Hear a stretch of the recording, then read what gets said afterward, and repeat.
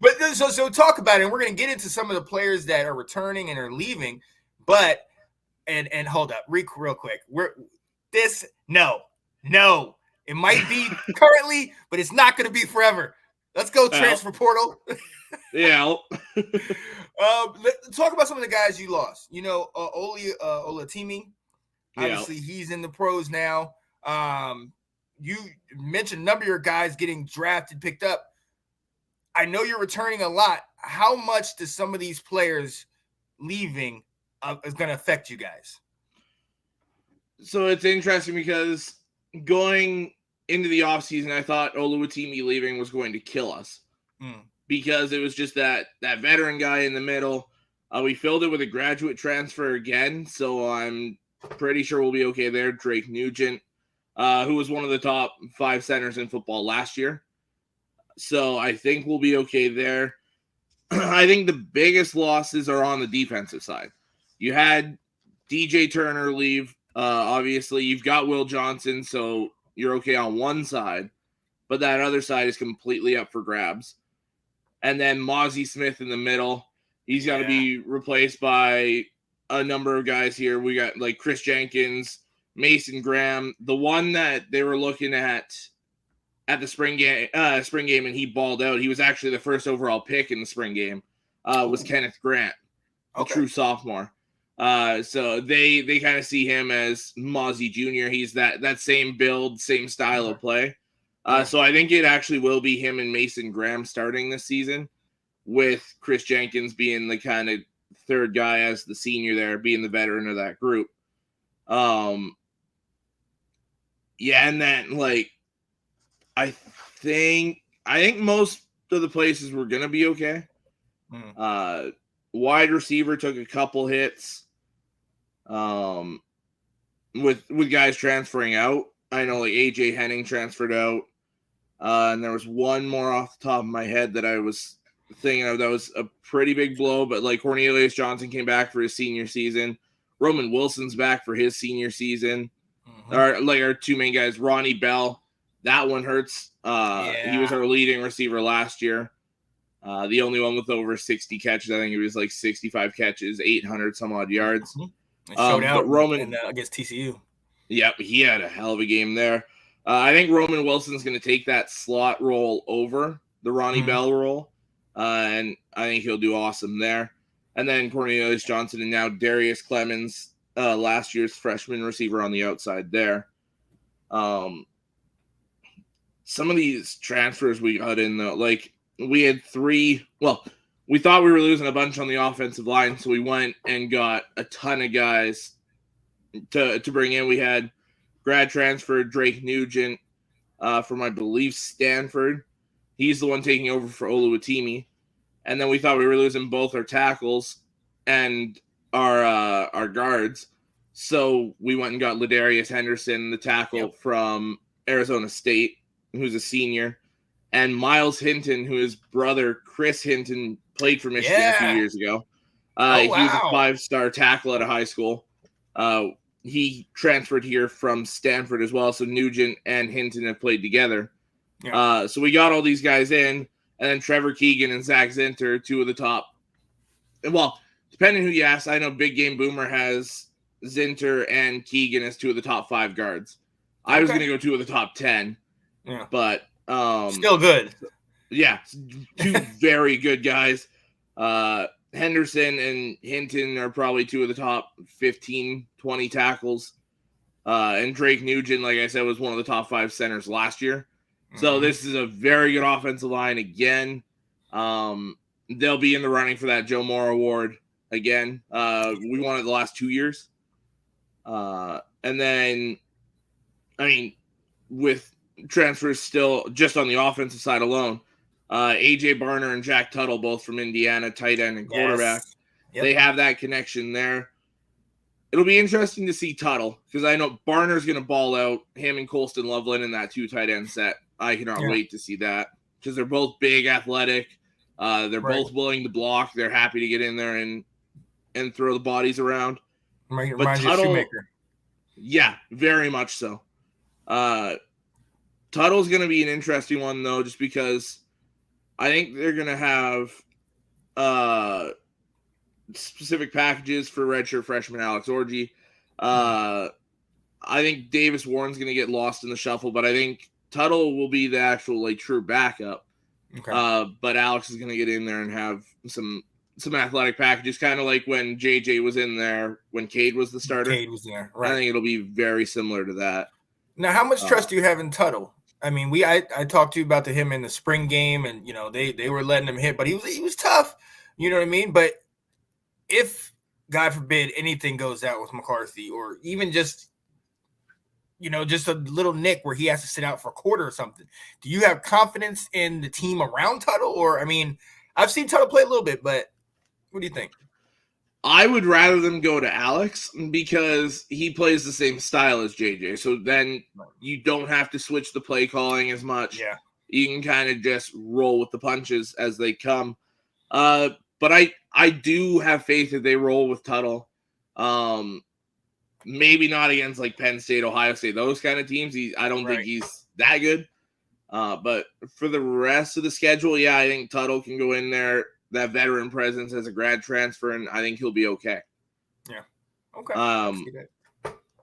Yeah. If he has to play Ohio State or Penn State, I think you chalk that up as a loss. Even with the team he's got around him. I don't think he's good enough quarterback for that level. Yeah, he's not McCarthy. No. And then, I mean, you look at these, we got two key transfers on the defensive side as well. Josiah Stewart, a new edge rusher coming in from Coastal Carolina. If I'm not mistaken, we got Coastal Carolina's DC or D-line coach from last year is on our coaching staff now. So kind of brought Josiah Stewart over. He was a guy that just kind of didn't have the sack numbers. I think he had 8.5 in 2 years or something like that. But he was a guy that was always in the quarterback's face, just always getting that pressure. Okay. So I think with the defensive line we have around him, and we'll see if he starts or if he's just the rotational guy, because Braden McGregor came back for his senior year. You still have Jalen Harrell and then Josiah Stewart. I actually really like the pass rush still. And then the one I'm arguably most excited about for the transfers is Ernest Hausman, a linebacker, true sophomore transfer from Nebraska last year, and played very well at Nebraska last year. Highly touted, yeah. Yeah, pairing him with Junior Colson, I am very excited to see how that goes. And Michael Barrett as well, when they run that true 4-3, coming back as that graduate player. I'm very, very excited for that. As far as recruited players, we don't really – there's not many that aren't redshirted this year. Like, I mean, Adam Samaha is a kicker punter. They're bringing in to compete with these guys. Jair Hill is a safety. Or no, they haven't listed his corner, my bad. But true freshman, but he's way down the depth chart. He might end up getting redshirted this year. Yeah. And then at receiver, they have Samaj Morgan. But those are the only true freshman guys that aren't already redshirted and off the depth chart. So it's a very veteran group that they're bringing back this year. And then hopefully they can keep that. They currently have the top recruiting class for next year. Hopefully they can keep that rolling and bring in some new guys to kind of replace some of these guys that are gone after this year. Oh yeah. So it's you got the talent, like you said. You guys got the veteran group, and even though you had a couple losses, I feel like the ones you brought in definitely even it out. And then on top of that, there's such a loss in a lot of other teams in the Big Ten. You know, we know how Ohio State took a loss at quarterback, O-line. You know what I mean, and defense. Albeit they still have maybe the best wide receiver tandem in the country. I think you have the two best overall wide receivers in Columbus. Right. But it's like, okay, who's throwing to these guys? You know what I mean? Can he be what C.J. Stroud was for them a year ago? So that's going to be interesting. But let's talk about your returning guys, your starters. The J.J. McCarthy, Blake Corum, having him back, Edwards. What could we expect realistically? We're going to go into the schedule in a little bit, but do one or maybe even two of your offensive players potentially get in the Heisman conversation? Like, what kind of year do you think they're going to have?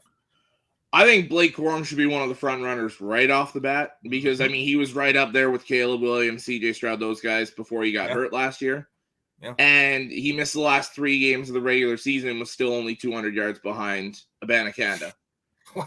So, I mean, him coming back now, it'll be interesting to see how they use him and Edwards because that might take both of them out of the conversation.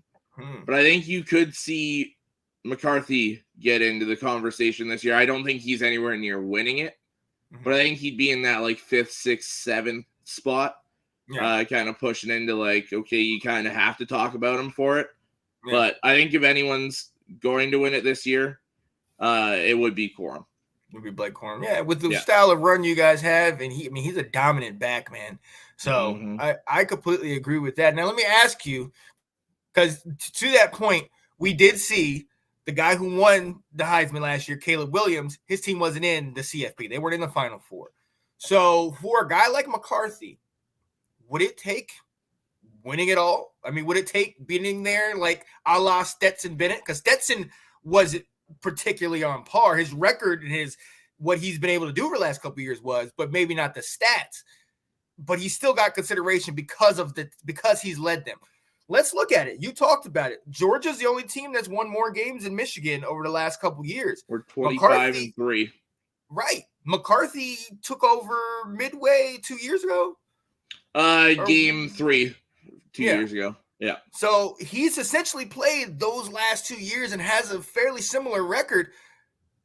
Does that help him to push it up if they get to the title game, not just the semifinals, but the actual natty? I think you have to look at it as JJ's kind of on the fringe of the top 10 quarterbacks in college football right now. Yeah. So, like, I had him up at 9. I've seen lists that had him 7, 8. I've seen lists that had him 15, 16, 17. So he's kind of all over the place, but in that I'll say 6 to 18 range. Okay. He's not the caliber of Caleb Williams, Drake May, Jordan Travis, Sam Hartman, Bo Nix, these guys. He's not as good as them. And I mean, you look at historically, like I went and got a single season passing records for Michigan. Yeah. 3,331 yards is all it would take. 3,332 yards is all it would take to beat the record. And the record for touchdowns is only 25 in a season. Ooh. He would have to shatter both those to be in the Heisman conversation, I think. But I mean, you look at it with how run heavy and run dominant this team was last year. He still had 2,700 yards and 22 touchdowns. And that was with still trying to figure out chemistry with a lot of these receivers. I think he breaks the touchdown record this year. What were his rushing totals? I can pull those up. Because a la my NCAA 14, most of my quarterbacks that do get the Heisman have over 1,000 yards on the ground. In that offense, with such a threat, with Edwards and with Corum, I mean, you run some read option offenses. You know, you run a little bit of the spread or something like that. Could he get – I mean, I don't know what he had last year, but I know he runs and they use his athletic ability as a large part of their offense. So could he? He ran 70 times last year for 300 yards and 5 touchdowns, so averaged about 4.5 per carry. Okay. He would need much better rushing yards this year. Yeah, because if I'm not mistaken, Anthony Richardson had something like 600 yards last year coming out. He would need something like that, but there's so many mouths to feed when it comes to running the ball in your backfield with Corum being the number one. Yeah, so I can't see that. But, hey, we've seen stranger things happen, and I feel like things are leaning towards this being – I don't want to get your hopes up like that, but it's kind of leaning towards this being your year. Georgia, kind of a lot of their players have moved on. You know, Ohio State's guys have gone. Like, you guys are kind of rearing right for that spot. Mm-hmm. Yeah, so, I think if it's going to happen, this is the year. Yeah. Because, like we said, Georgia lost a bunch of players. They lost their quarterback, lost their left tackle, lost their D tackle, lost their corner, their top edge guy. Like, they lost so much. Now they're still 5-star central over there. Yeah. Ohio State lost Stroud, lost both their offensive tackles, lost Zach Harrison, their one edge guy, lost their middle linebacker. So they lost a lot, but they still have the top two receivers. They still have JT Tuimoloau as that top edge rusher, one of the top edge rushers in the nation. So all these teams that we're talking about have lost a lot, but they have a lot to replace these guys with. Right. It's all going to come down to those guys for the play of Carson Beck and Kyle McCord. Yeah. If those guys are both what everyone expects them to be, then I could see those two along with Michigan realistically back in the playoff this year. Mm-hmm. Yeah. It's very possible. It's very possible. And to that point, what I will say is CJ and Stetson, they had years under their belt. They played for a number of years. That's where I think McCarthy might have, or definitely has, the advantage, being that this is technically his third season, second where he started you will have started all the games, and these guys are rookies. They're freshmen. They're newbies to the system, and playing in that big time, I think that's going to give McCarthy that extra that experience. I've been there. You know what I mean? Because a lot of people look at, and not to go negative towards the loss to TCU, but a lot of people have looked at that game and been like, "Oh, Michigan, now you got beat." You took 2 shots to the face early, 14-0, and then you were in every bit of the rest of that game. Yeah. You know what I mean? And it took those 14 points to actually help them, sustain that victory. Because other than that, you go after the 14, Michigan outplayed them. Yeah, y'all balled out, and it was a good growing experience for JJ because JJ cost them that first 5 minutes and those 2 scores. It was the one was a bad play call on 4th and goal. That stupid reverse pass, the Philly special that they ran. Horrible decision. Yep. But then the other one was a pick 6. And it was a brutal throw by JJ. He had no business making that throw. But then after that, he kind of settled in. And he outplayed Duggan. He threw for more yards, more touchdowns. Duggan threw the picks as well. So it was just kind of like he outplayed Duggan, who was the darling all year. So, I mean, it was nice to see him rebound so well after he struggled. You just wish he wouldn't struggle like that in that big of a game. Yeah. and like you said, that'll be experience for him to realize you got to start from the opening kickoff. You can't, I don't care who you're playing against, you can't give them, 2 touchdowns and think, oh, we can come back. And not saying that he was thinking that. And let's be also very honest, at the goal line, if they had Blake Corum, it's no question what they're doing. Well, I mean, you still had Donovan Edwards, though. Like, I mean, yeah. Well, and so where do you put them? So Blake is better, but I mean, Edwards is great. We see what he did against Ohio State and what he's done in the last couple of years. But are they neck and neck, or is it like Bijan and Roschon in Texas last year? I'd say it's a bit better than Bijan Roschon because I think Donovan Edwards is a fair bit better than Roschon.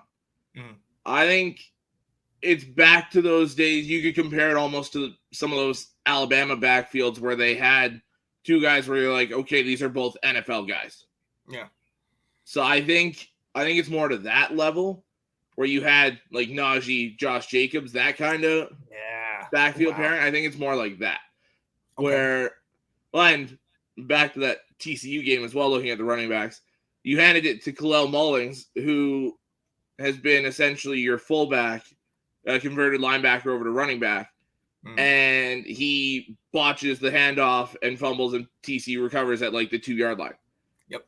You hand that to Donovan Edwards, you may not get the touchdown per se, but he's not dropping that ball. Exactly. So, I mean, there was some play calling errors there by Michigan. I think getting just one offensive coordinator this year is going to fare much better. So we'll see how that goes. Yeah. Yeah. And real quick, before we move on to your schedule, coaching. Overall, I know, the main, main coach, Mr. Kaki himself, Mr. Harbaugh. Wait, gotta look around because I know Kat doesn't like me to say that name in this house. But Mr. Harbaugh is back. And did you lose an OC? Or we fired one of our offensive coordinators. We had the co-OCs last year. He was in some sort of cyber crime thing that he was.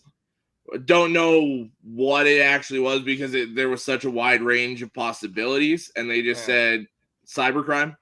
So they didn't hesitate; they just kind of let him go. But Sharon Moore is the better of the two OCs, anyways. He's the O-line coach, the run game coordinator. So they just had him take over the passing game coordinator as well, and he's just now the offensive coordinator. And then they just hired a new quarterbacks coach. I believe he's from Old Dominion. Okay. And he's one of those kind of bright young minds that's probably the next OC once Sharon Moore moves on. Okay. I like that.